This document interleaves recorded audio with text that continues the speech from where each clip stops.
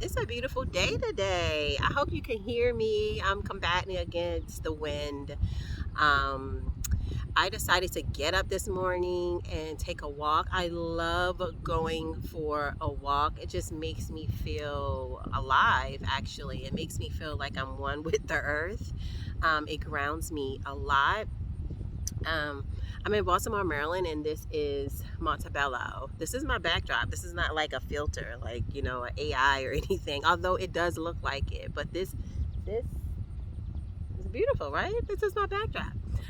So yes, I'm out here this morning wanting to talk to you guys. I was just walking and I decided to stop and say, oh, let me do a video because I was supposed to do this video a long time ago. So today's video is about five my 5 reasons for leaving the United States. What my reasons are.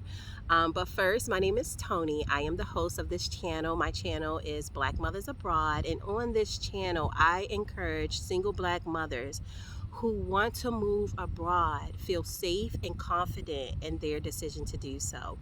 Seriously, guys, moving abroad could change the trajectory of your life. So do not count it out. Don't count it out, girl. Okay? It can free up your time and it can free up your money. I hope my camera don't fall. So guys, just if you see my camera shaking, it's because the wind is overtaking it, okay? But moving abroad can save up your time and your money. And if there is one thing that I know that single Black mothers need is more time and more money.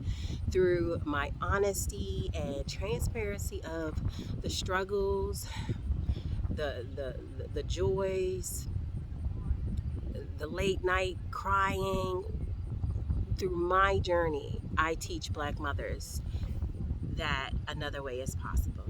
Another way is possible because it is. So let's get excited because I'm going to take you through my journey of the ups and the downs. But guess what? Every journey has ups and downs. It does not mean that you cannot do it. So we can do this. I'm a high five girl. I realized that. Like, I have a 16-year-old who swear he's like so cool, and I'm still in like the high five moment. He would look at me like, "Mom, don't nobody do that no more." I'm like, "What? Nobody don't high five?" But anyway, so I wanted to talk about my 5 reasons of moving abroad. So guys, I recently came across a video of this young woman. Her name is Lynette Atkins, and she made a video about, the title was why you may be feeling stuck and what to do about it, or what questions to ask. It was something along the lines of that. So forgive me, Miss Lynette Atkins, for not remembering the entire title of your video. But I do, however, remember she said something very, very simple, but yet so profound. It actually knocked my locks back. She said, life does not have to be hard. I was like, shit. What you talking about, Willis? What you mean life don't have to be hard? Life is hard. Life is synonymous with hard, especially for the single Black woman, especially for the Black woman, especially for the Black wife, especially for the Black mother, especially for the Black daughter. Life is hard for us. Life always been hard for us. And things have been put on our backs, on our shoulders, that we did not ask for. So to me, that didn't really make sense. It caught my attention, but it didn't make sense. What do you mean life doesn't have to be hard? That's what? And so I had to really sit down and progress it and think about it. And it's like, we can have difficult moments in our life, but does our life have to be so hard where we feel like we is still on a slave ship picking cotton? Because that's what it's feeling like. That's what it's feeling like. Why, if I'm giving all of my time to a corporation that don't care? Why?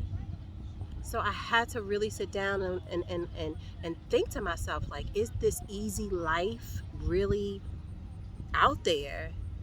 Is it something that I can get excited about? Is it something that I can attain? Is it attainable For me, the answer is hell yes, it is. But the trick, the scam of the United States of America is to get everybody to believe that that is not a life that you can live, and that those who live that life are special. They're unique. They carry something that you don't carry. That's a narrative that we continue to not only listen but also tell ourselves, stop it. Stop it. And I'm talking to myself. Most of the time when I do these videos not to put out information just for other black mothers, other single black mothers, but also to talk to me, to breathe life in me, to uplift myself, because I am still trying to live that life that I've always desired or dreamed of living. So yes, it is possible. So I really wanted to make this video about why specifically I am leaving. What are my personal reasons for saying I'm out of here? Because moving your family out of the country is a very, very big thing to do. It is not something that you like, oh, I think I'm going to move out of the country. Maybe when you are single, it's still requires some planning, some thinking, some processing. But when you are a mother and you are responsible for other lives, it's not that simple. And so I really spent a lot of time just pondering, just thinking about what it is that I want, what makes me happy. Did you guys know? Because I'm just figuring this out. Did you know that you actually need time to process and to figure out what it is you want to do, who you want to be, what you want to become, and what what you want your life to look like? We can't even do that because we don't have time. When am I supposed to think about that with the 15 minutes of free time I get every day? So I wanted to make a video. I wanted to sit down and make a video about what are my personal reasons for wanting to leave the United States. So number one, some of y'all may know this, some of y'all may not. I am a registered nurse. I have been a nurse for 16 years. And I will tell you that the nursing field, the nursing industry, the nursing profession, whatever you want to call it, is the most toxic work environment there is. So that is my number one, a toxic work environment. Why is nursing a toxic work environment? Well, I think it would have to do with the fact that majority of nurses are Caucasian white women, or Caucasian women, white women.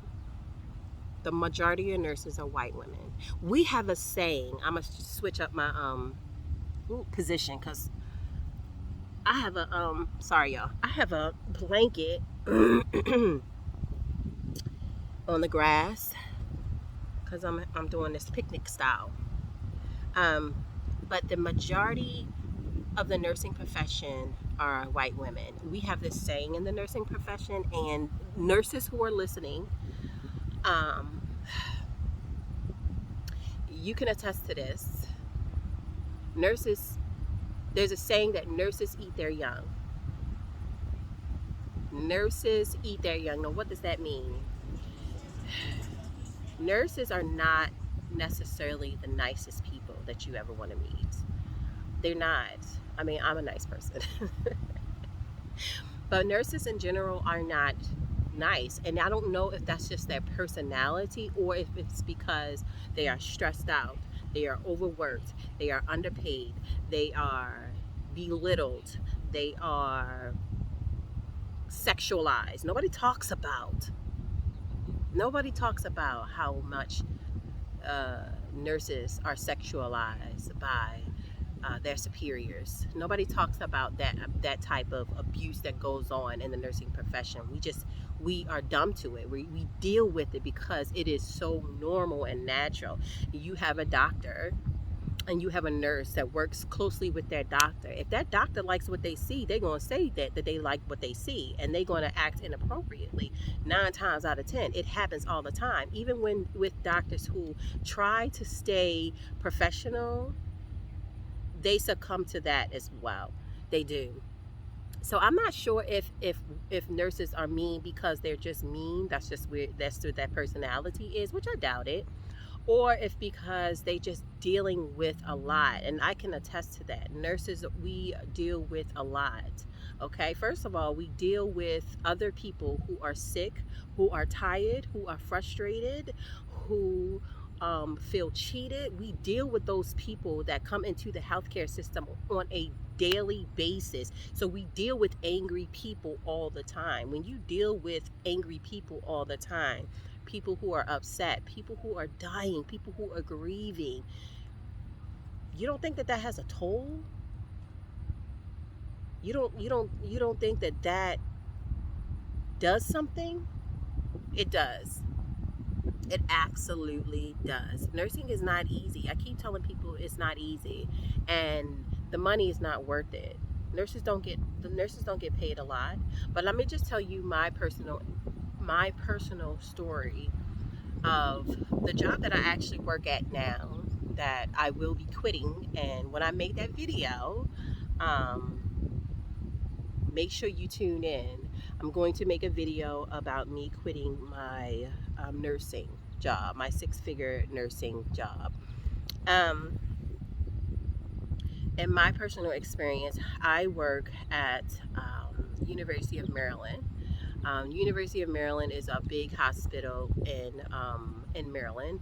It's a trauma center, meaning people who like get in horrible car accidents or burn victims, whatever you could think of that's very like extensive, that's the patients that we take. Not to mention that it is in the inner city of Baltimore, so we don't just get the sickest patients or the most complex patients, we also get the most patients who need the most resources, like they have an addiction to alcohol or drugs, or they are homeless, or they have multiple chronic illnesses.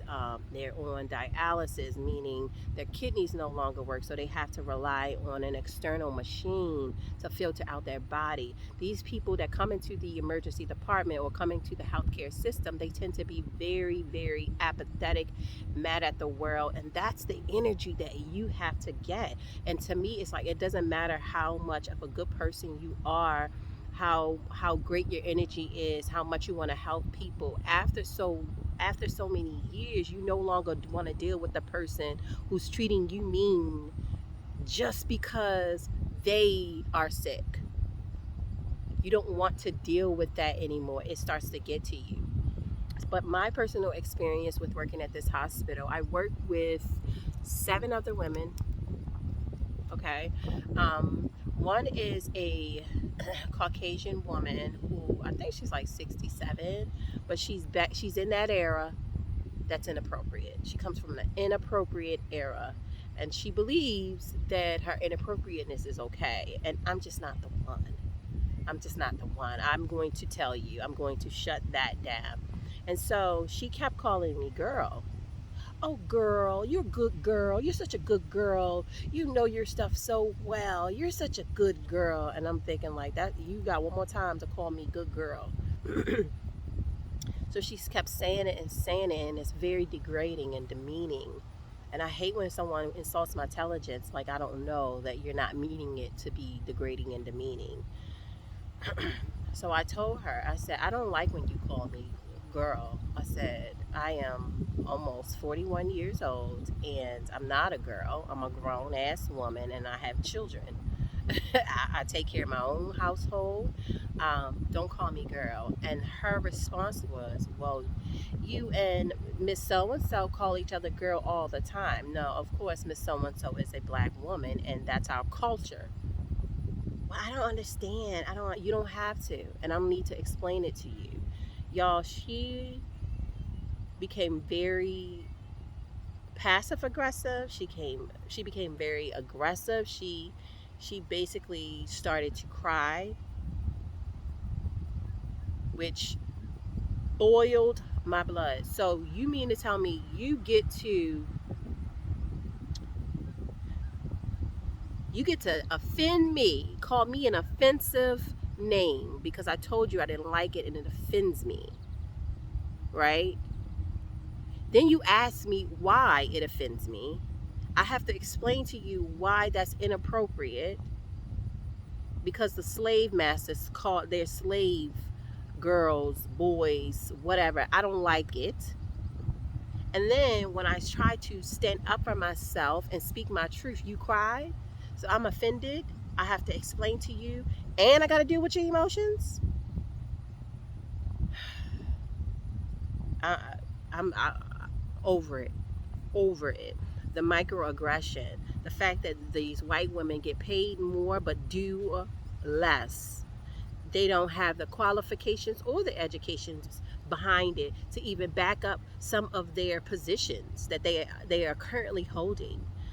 Not only just the toxic work environment, like the environment within nursing. Oh, before I kind of get off of this subject, I'll say one other thing about the nursing profession is that it is such a competitive place. You don't feel like you can relax for a second. They always want you to get this degree, this certification, climb this ladder, go get your master's. Let me tell you something. Years ago, a bachelor's used to be the ish, right? You could get your bachelor's and you could come out getting a decent job. Now, bachelor's degree is like Waffle Houses. You can get one anywhere, okay? Literally, there were nurses paying people for bachelor's degree, paying people for NCLEX exams or whatever the case may be, paying people for nursing license.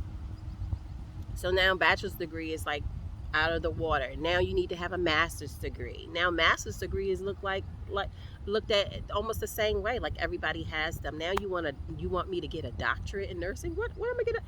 Am I a doctor or am I a nurse? You want me to get a doctorate in nursing? You want me to be a doctor so that I can be a nurse? I, make it make sense. Why are we getting all this higher education for what? For what? So nursing is a very, very, very competitive industry, one that you can find yourself reaching for the stars when you didn't even want to, because that is the culture. The culture is step on somebody's neck to get to where you need to go. And I don't like it. I don't like it. So along with the nursing field industry being a toxic industry, there it also lacks work-life balance. I'm going to take y'all through just a day in my life, okay? So I have 4 children, okay? My 16-year-old and my 13-year-old, they live with their father, who is my ex-husband. That's a whole nother story, but we're not going to get into that because I don't have all day, right? So they live with their dad for right now. We used to share custody, 2 weeks at my house, 2 weeks at the dad house, but because of schooling and football, they recently started to reside with their father. I also have twin girls that are just turned 4 actually. So I have a lot of stuff on my plate already. I work 4 days a week, so I work 4 10-hour days. The day that I have off during the week is literally filled with appointments, going to the bank, going to get my hee-haw checked, maybe some hair appointments, or doing something like just taking care of all of my business that I was not or did not have the opportunity to take care of because I've been at work all day. Um, but I get up around 5, get my daughters together. I have to drop my daughters off. So we typically leave the house around 5:45, 6 o'clock. I drop my daughters off at my mom's house by 6:15. I can't drop my daughters off at daycare because daycare doesn't open up until 6:30. And by the time I drop my daughters off at 6:30, I'm not going to be able to get to work on time by 7. So I have to drop my daughters off at my mom's house. She then takes them to daycare. I go to work. I don't get off until 5:30 girls have to be picked up at daycare by 6 p.m. So my mom have to pick them up. So I don't get to drop off or pick up my own children. None of the days of the week. The only time I get to do that is when I'm off. Is when I'm off.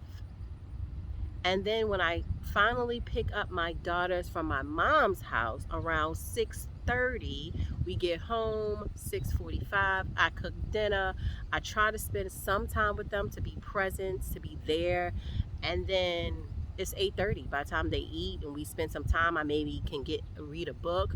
Um, and then we do it all over again. That is not my idea of a good time. One of the main reasons why I want to leave the United States is so that I can have control over my own time. It's mine. I don't want to give it to you for a couple of damn dollars. To keep them damn dollars. Keep it. I need to find another way because your dollars, I don't care how much it is, it's not worth my time.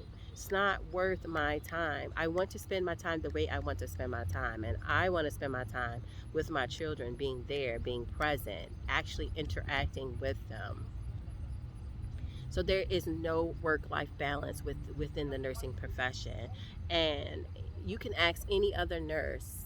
I can attest to you, one day working as a nurse, you literally need 2 days to decompress. There is no work-life balance. So that's my number one, guys. I know I spent a lot of time on that, but it's really kind of like a two-part. It being, I forgot the word, a toxic work environment versus work-life balance. It's kind of, it works in this, they kind of go together, but they don't. So I definitely wanted to discuss both of them. Nurses don't get any work-life balance whatsoever. Absolutely not. So my second is safety. I don't know why I keep getting these comments from my family members, from my friends, from people who don't even know me saying, why would you move to us? Why would you move to Mexico? Isn't the cartel there? Isn't it unsafe? Don't they have poverty? Like, first of all, poverty is everywhere. Crime and violence is everywhere. Discrimination and racism is everywhere, right? Right? But I live in Baltimore City, and I will tell you that Baltimore City, I think, is ranked top five at least. I know it's Baltimore City is one, I think St. Louis is another one. I live in a city where it is ranked top five most dangerous places to live. What? So it makes me laugh, although it's not funny. But why are you asking me about moving to a place when I live in a place that is on the top five most dangerous cities to live? Why? And we're not even like, include the fact that I am a black woman with two black sons who happen to be over 6 feet, even though they're 13 and 16. So they appear older than what they are. Mexico may not be 100% safe. Mexico has places that are safer than others. That's every country. That's every country. That's every state. That's everywhere you go. You're not going to find this picture perfect place where there is no crime, no violence, no discrimination, none of that. You're just not. That's unrealistic. But I'm moving to a place where my blackness is not a crime within itself, where my minor children are not being harassed for walking to the store, where my boys are not being called to the office when a girl said that they did something without even being questioned.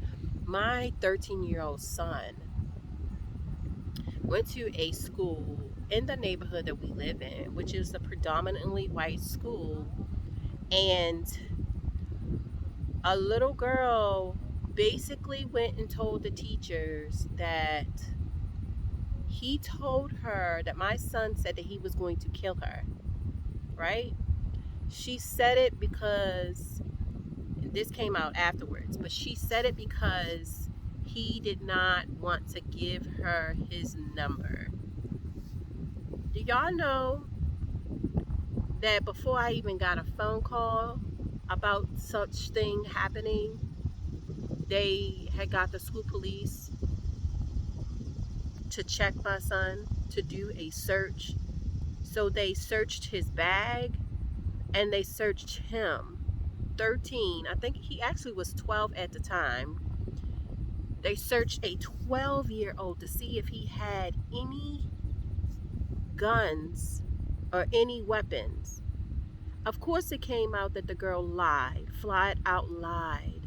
But my son already went through the trauma of being searched by a police when he didn't do nothing wrong. Because that's the culture of the United States. Harass them, criminalize them, even though they didn't do anything wrong. Not over here, you won't. And so why are we acting like this idea of moving to a place that is more safe for you and your family is foreign?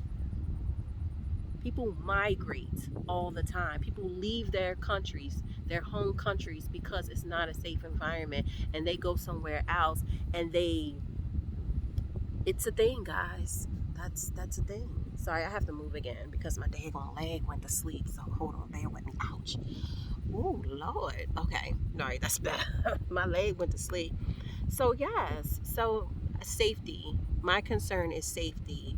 I want to be able to feel confident and comfortable with my children walking to the store, to know that they're not going to be harassed and they're not going to be killed. Yes, there's racism everywhere, but is there racism, that violent racism everywhere? Is my child gonna get shot in Mexico for walking down the street minding his business and because he have a hoodie on? Because y'all know teens still wear hoodies in the heat, right? I don't know why. I haven't figured it out, but I am a hoodie girl. So my children get it honest. If I could wear a hoodie every day of the week, I would, because hoodie is my favorite clothing. I don't know who made it up, but whoever made it up, they made it up just for me. My story, and I'm sticking to it. So no, so I get it that it's not safe in places of Mexico, but listen, if I move to, I don't know, Missouri, or I don't know, Ohio, or whatever state that I move to, you think I'm going to move to a neighborhood that is worse than the one that I moved out of, or that has crime and violence and drugs? I'm not going to do that. I'm going to make good decisions whether I move to Mexico, Argentina, Colombia, wherever I move. I'm going to do my research and make sure I'm moving myself and my family to a place that is safe. So I'm not going to do that. So please don't worry about my safety. Worry about my safety while I'm still here. Worry about whether or not I remain safe my last few months in the United States. That's what you should worry about, but not my safety once I go to Mexico. I don't have any worries. As far as my safety is concerned. And I have been to Mexico. I have been to Mexico several times, and never, ever, ever, ever, never did I ever feel unsafe. Never. Never. I felt like maybe I was being looked at, or, you know, um, for a long period of time. But honestly, I, I can't assume that's racism. I can assume that, well, maybe they haven't seen a beautiful woman like me. Or maybe they are looking at my hair, or maybe they're looking at my skin, or maybe they haven't seen, like, I'm not going to assume that's because somebody's looking at me for a long period of time that they're racist. I can't move abroad with that mentality, with that mindset, because I'm always going to be worried about somebody looking at me or thinking one thing or another. I'm not worried about that. But can I live in your country and be safe? Can I have the resources that I need to live a good life? That's the safety that I'm talking about. Safe? How is it safe when I can't even afford the health care? Here, How is America safe when I can't afford the health care? How? Which brings me to my number 3, the healthcare system. As a black woman who works within the healthcare system, if you do not take anything away from this video, take this, please. Especially to my black women and black men. They don't care about your health. I want to make sure you guys heard me, so I'm going to move up. I'm going to move up a little bit because I really want to make sure y'all heard me, because this is really important. They don't care about your health. It's of no concern. None. It's Healthcare is a business. It's a corporation, and they make a lot of money off of you. The healthcare system is trash. It is a privilege for the rich, meaning if you don't have the money to afford healthcare, then you won't get it. Meaning there are so many people who cannot afford the healthcare system and they die. Y'all, let me just tell you, I work at University of Maryland, and I have seen people get kidneys and livers more than once, right? Because they have money. You talk about 95 years old and you getting a liver. Now, people might feel like that's not nice to say, but we are taking a healthy liver and putting it in a 95-year-old who has other chronic issues. Why? Why are we doing that? Why are we doing that when so many black and brown people need organs? I have seen people get livers and kidneys twice.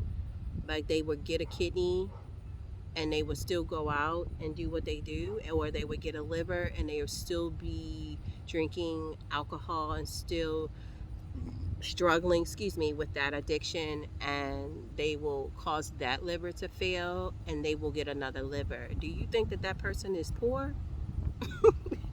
Because that's really what my point is. Do you think that that's a poor person that's getting 2 livers, popping them like candies? No. But y'all want to charge me all this money because my daughter needs a referral to speech therapy? Healthcare is a privilege for the rich. I want to move to a place where healthcare is accessible. When you live in a place where healthcare is not accessible, it is a violent, uncaring place, and that's in the United States. I don't know why so many people rally around the United States as if it's the best thing since sliced bread, when literally we can't even get health care. And when we do go and get health care, a lot of us don't come back out. Let's not even talk about the maternal mortality rates and how high it is. Black women who are having children die at an astronomically higher rate than Caucasian women.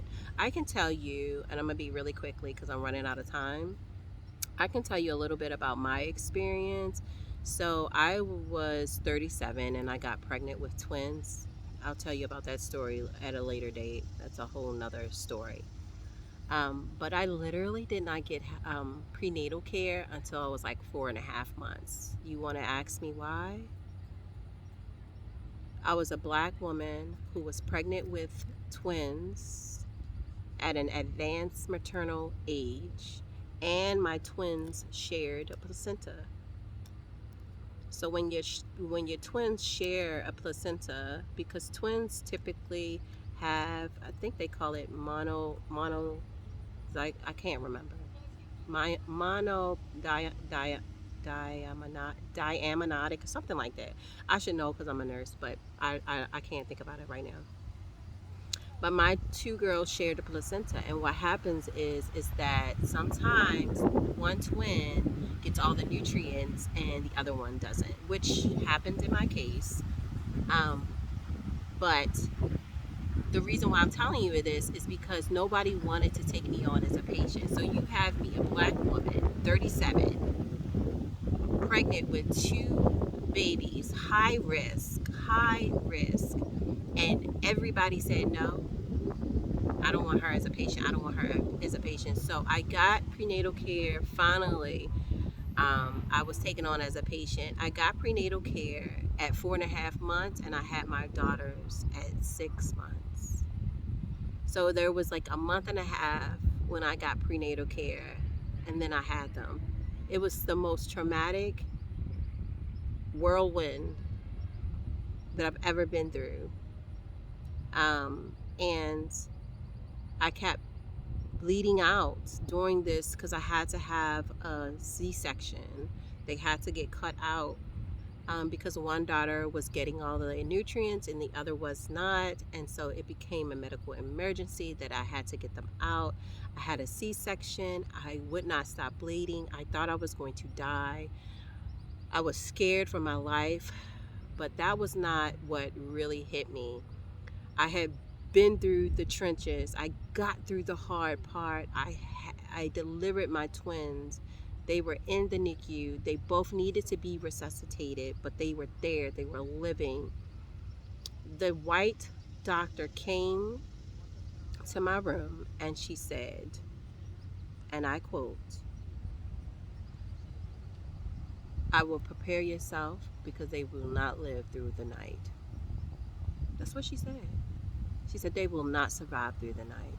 My girls are 4. They are amazing, vibrant, loving, inquisitive. They love to explore.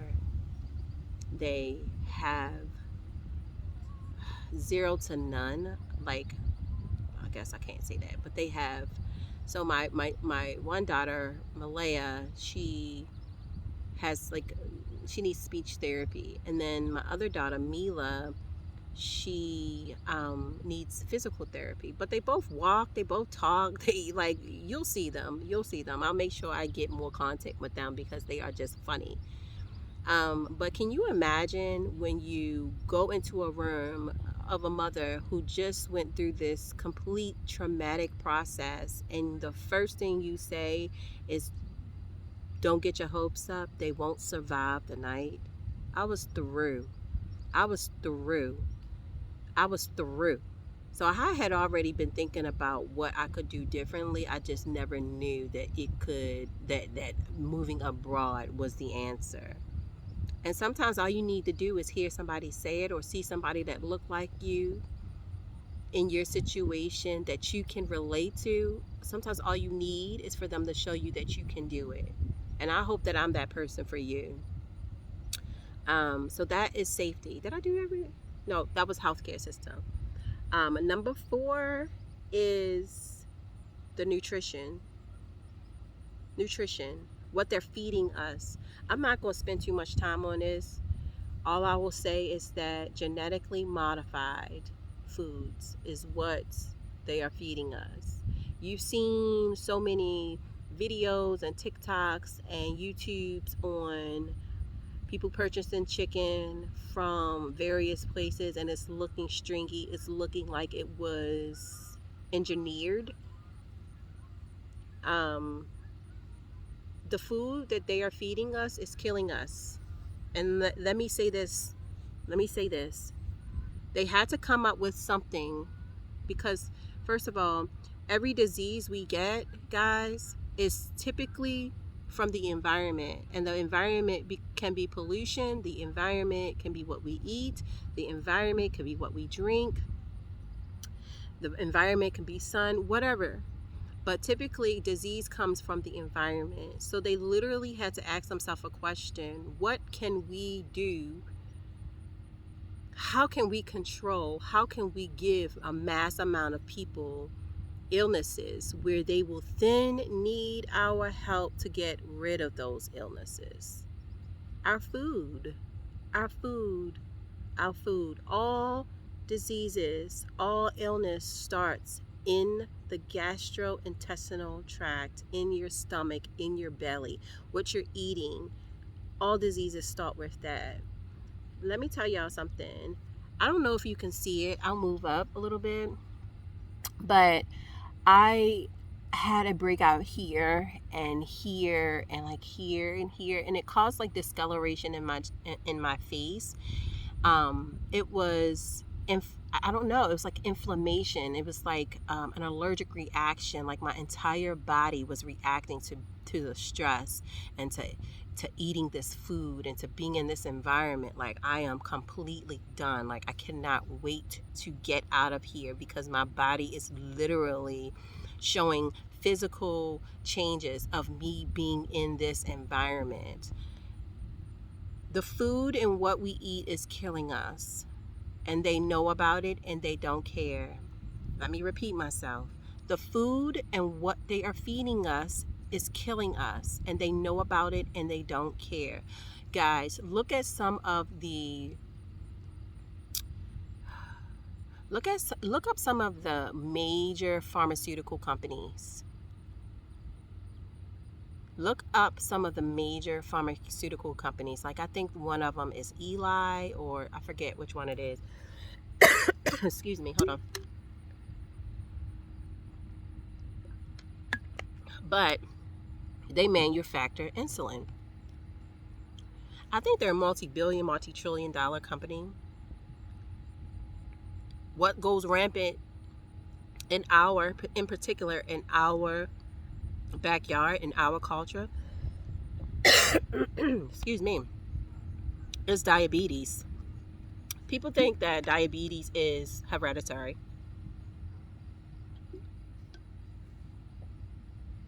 Is it though? Is diabetes hereditary? I think it can be. Sorry guys, I'm having like a little choking session. Hold on.